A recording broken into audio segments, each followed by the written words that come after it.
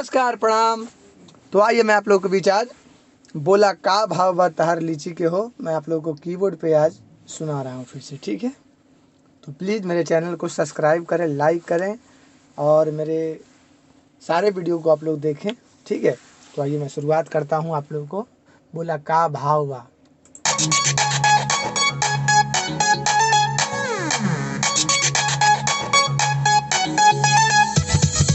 Music by BTS Premi.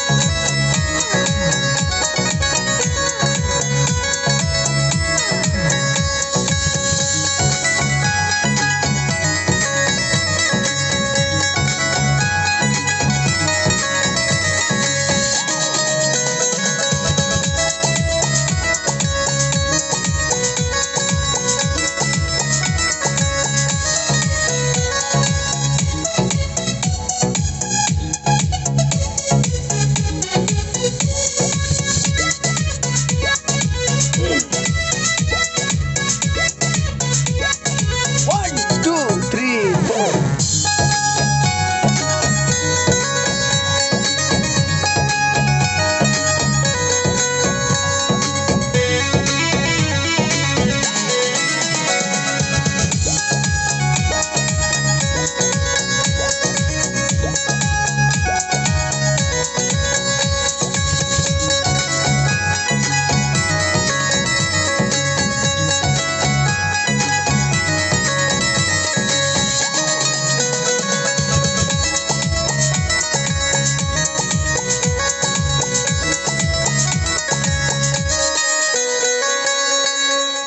तो बहुत बहुत धन्यवाद।